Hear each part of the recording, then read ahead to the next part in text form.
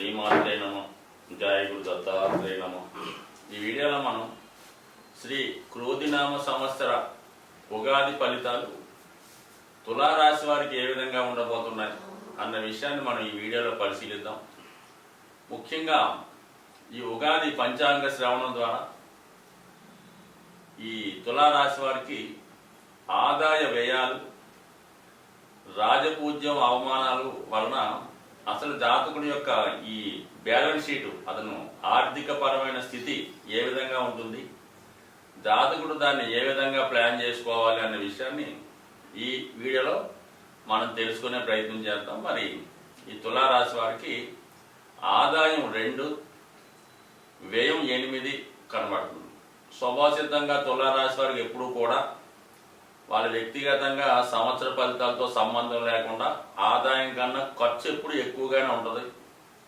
వాళ్ళు చూసిన వాళ్ళకి ఏదో ఆర్థిక పరంగా వీళ్ళు బాగున్నారు అనిపించాలి తప్ప ఖచ్చితంగా వాళ్ళు కొద్దిగా డెఫిసిట్లోనే వాళ్ళ యొక్క వ్యవహారం నడుస్తుంది. అది ఎంత గొప్ప వ్యక్తి అయినా వాడు స్థాయిని బట్టి ఏ కారులోనో ఏదంటే ఏ బిల్డింగ్లోనో బిజినెస్లోనో కంపల్సరీగా ఉండడం జరుగుతుంది. కానీ ఎప్పుడు కూడా వాడు ఎక్స్పెండిచర్ తన స్థాయిని మించే ఖర్చు పెట్టడం జరుగుతుంటుంది. అది తులారాశి వారికి జన్మతా వచ్చినటువంటి అలవాటు, హోదా, ఒక విధంగా వాళ్ళ అదృష్టం కూడా. సో ఈ కారణం వల్ల ప్రస్తుత సంవత్సరం మాత్రం వీళ్ళు చాలా జాగ్రత్తగా వీళ్ళ ఫైనాన్స్ విషయాన్ని ప్లాన్ చేసుకోవాలి. అంటే ఆదాయం 2 మాత్రమే వస్తుంది, వ్యయం 8, అంటే ఎక్కువ ఖర్చులు జరుగుతూ ఉంటాయి. ఉదాహరణకి ఏదన్నా ఒక ప్రయాణం చేయాలి, హైదరాబాద్ నుంచి బహుశా మన ఢిల్లీయో వెళ్ళవలసి ఉంటాయి. మరి ఎకానమీగా ప్రయాణిస్తే ఓకే, కానీ ఏదో ఫ్లైటు అక్కడ నుంచి ఇంకో లగ్జరీగా ప్రయాణిస్తే ఈ విధంగా ₹2 వెళ్ళవలసిన దానికి ₹10 ఖర్చు అవుతుందన్నమాట. సో అలాగే మరి వాళ్ళు జీవన విధానంలో వాళ్ళు నిర్వహించే డైలీ ఎక్స్పెండిచర్ కూడా జాగ్రత్తగా ప్లాన్ చేసుకోవాల్సి ఉంటుంది.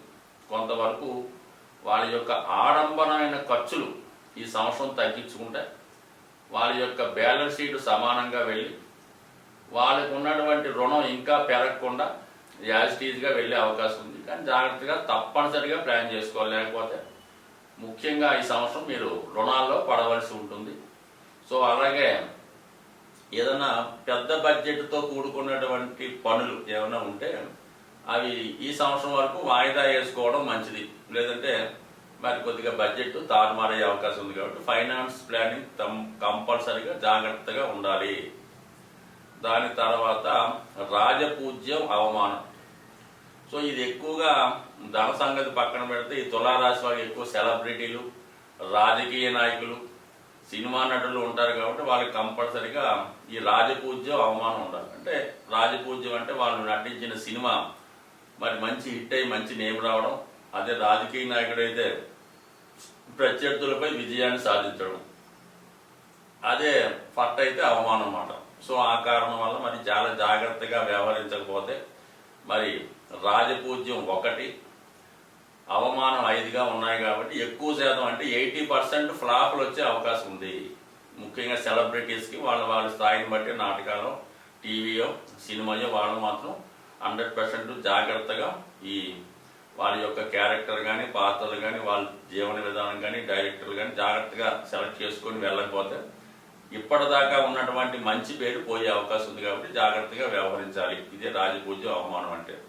అలాగే ముఖ్యంగా ఎన్నికల్లో పోటీ చేద్దాం అనుకున్న వాళ్ళు కూడా కంపల్సరీగా మరి జాగ్రత్తగా చూసుకొని ప్రత్యర్థులను అంచనా వేయకుండా ఉంటే, ఏదో పార్టీలో పోటీ చేద్దాంలే అనుకుంటే మాత్రం మరి అటు ఆదాయ వ్యయాల రీత్యా, అవమాన రాజపూజ్యాల రీత్యా అటు ధనము పోగొట్టుకున్న వాళ్ళు అవుతారు, అటు ఎలక్షన్లో కూడా తక్కువ విజయావకాశాలు ఉన్నాయి. కాబట్టి 99% మరి అవమానం అంటే ఏముంటుంది, ఓ పెద్ద నాయకుడికి ఓడిపోయినా పడదు, కానీ డిపాజిట్ పోతే ఇబ్బంది మాట.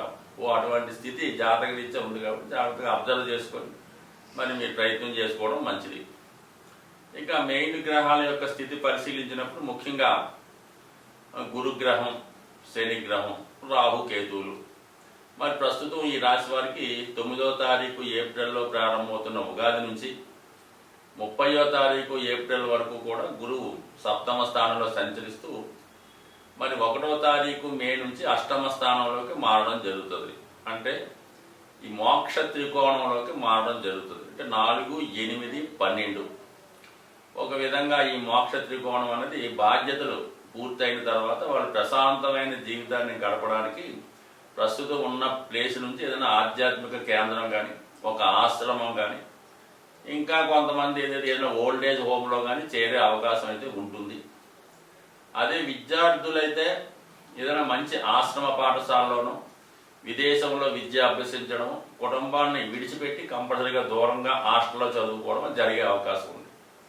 ముఖ్యంగా మరి సినిమా రంగంలో ఉన్న వాళ్ళకి, రాజకీయ రంగం, మిగతా సాఫ్ట్వేర్ రంగం వాళ్ళకి అది ప్లేస్ మార్పు అనేది కంపల్సరీగా ఉంటుంది. కాబట్టి వాళ్ళ స్థాయిని బట్టి ప్లేస్ మారడం వల్ల 100% అనుకూలించే అవకాశం ఉంది. అయితే వ్యవసాయదారులకు మాత్రం 100% మరి గురువు భూతత్వ రాశుల్లోకి మారడం వల్ల కంపల్సరీగా మరి స్థిరాస్తి మీద పెట్టుబడి పెట్టడం కానీ, వ్యవసాయదారులు వ్యవసాయాన్ని లాభసాటిగా పొందడం కానీ జరిగే అవకాశం ఉంది.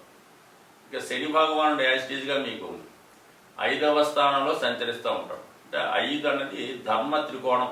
5, 9 రాశి లగ్నం 1, 5, 9 యాక్టివేట్ అవుతాయి. కాబట్టి జాతకుడు చాలా క్రమశిక్షణతో, చాలా నిజాయితీగా, కఠినమైన నియమాలు పాటిస్తూ చాలా ప్రశాంతంగా ఉండే అవకాశం ఉంది. సో ఏదన్నా వాళ్ళ యొక్క ఆహారపు అలవాట్లో కానీ, లగ్జరీస్లో కానీ చాలా వరకు తగ్గించుకొని, చాలా వరకు నిడారంబరంగా, నిస్వార్థంగా, చాలా సింపుల్గా జీవన విధానం సాగించే అవకాశం ఉంది. అలా సాగించినప్పుడు మాత్రమే ఈ రాశి వారికి శని మంచి ఫలితాలు ఇవ్వడం జరుగుతూ ఉంటుంది. అంటే తులారాశిలోనే శని ఉచ్చ పొందుతాడు. కాబట్టి వీళ్ళు ఎంత సింపుల్గా ఉంటే వాళ్ళ జాతకం అంత బాగా రాణించగలుగుతుంది. ఎంత డాంబికంగా అడావుడిగా గొప్పలకు పోతే మొత్తం జీవితం పాడయ్యే అవకాశం ఉంది. కాబట్టి చాలా క్రమశిక్షణతో, నిజాయితీగా, ఎటువంటి వీక్నెస్కి లోన్ అవ్వకుండా ఉంటే 100% మరి వీళ్ళు ఏ రంగంలో ఉన్నా సరే వాళ్ళ యొక్క నేమ్ అండ్ ఫేము మరి రాష్ట్రాలు, జిల్లాలు, దేశ విదేశాల దాకా వెళ్ళే అవకాశం ఉంది. ఇక రాహు 6వ స్థానంలో ఉన్నాడు. అంటే ఇది అర్ధ త్రికోణం. 2, 6, 10 స్థానాలు యాక్టివేట్ అవుతాయి. కాబట్టి స్వభావసిద్ధంగా తులారాశిలో ఉన్నటువంటి సాఫ్ట్వేర్ రంగం వారికి, సినిమా రంగం వారికి, టీవీ మీడియా మొత్తం అందరికీ, యూట్యూబర్స్ కూడా మరి 10వ స్థానంలో ఉన్నటువంటి రాహు మీరు ఆధునిక పరికరాలు ఉపయోగించి, అదనపు టెక్నాలజీ ఉపయోగించి విశేషమైనటువంటి ఖ్యాతి లభించే అవకాశం ఉంది. అలాగే కొత్త టెక్నాలజీ నేర్చుకొని దాంట్లో ప్రావీణ్యం సంపాదించే అవకాశం ఉంది. బట్ ఏదైనా ఈ తులారాశి వారు మరి సెలబ్రిటీ రాశి కాబట్టి గతంలో ఉన్నదానికన్నా మంచి నేమ్ అండ్ ఫేమ్ అభివృద్ధి సాధించే అవకాశం ఉంది. కానీ ఆర్థిక విషయాల్లో జాగ్రత్తగా వ్యవహరించకపోతే మరి పెట్టిన పెట్టుబడి ఇబ్బంది పడి ఆదాయం కన్నా ఖర్చులు పెరిగి నష్టపోయే అవకాశం ఉంది. కాబట్టి మరి ఈ రాశి వారు నిరంతరం లక్ష్మీ అమ్మవారి ఆరాధన, కనకదార స్తోత్ర పారాయణ చేసుకుంటూ ఫైనాన్స్ కంట్రోల్ చేసుకుంటే 100% ఈ సంవత్సరం అంతా కూడా ఈ రాశి వారికి ఎక్కడికి వెళ్ళినా మంచి గుర్తింపు, గౌరవం పొందే అవకాశం ఉంది. స్వస్తి.